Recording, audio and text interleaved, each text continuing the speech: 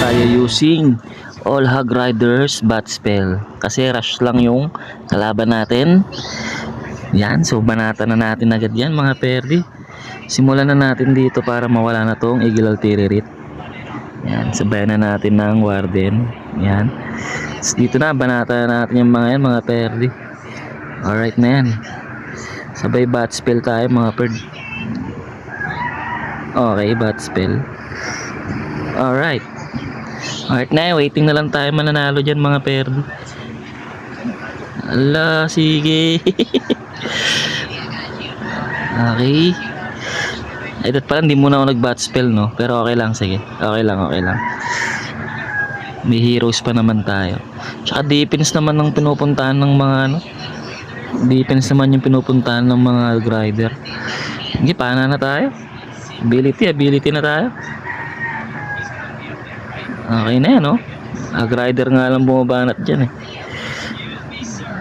Sarap ng kalaban ko, kaso lang number 1 medyo mahirapan ako, pero tingin ko kaya ko. Wag lang sanang active tong sa baba para hindi nila ma-perfect yung laban. Okay. Alright. So waiting na lang tayo dito mga 3 star. Nagsisitalunan naman. Ay, grabe yung tornado. Boss.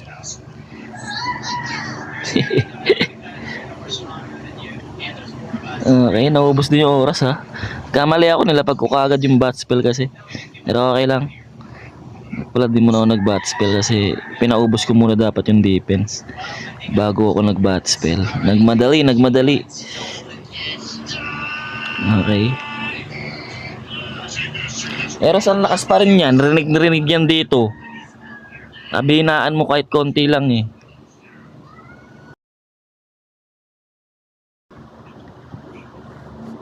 Okay. Okay, tara mga pwede attack tayo using Golem Skeleton kasi rushing naman tong kalaban natin, no? So yan, rush. Gawin natin. Banatan muna natin yung Town Hall. Yan. Kasi yan. Patayin Golem, yan. Sige ba, ano na natin, lapag na natin yung mga Golem. Lapag na rin natin yung mga heroes natin. Sige, kidlat tayo dito. Tapos, lapag na natin Barbarian Skeleton. Okay, waiting for winning. Ito na, dami skeleton mga perdi, oh.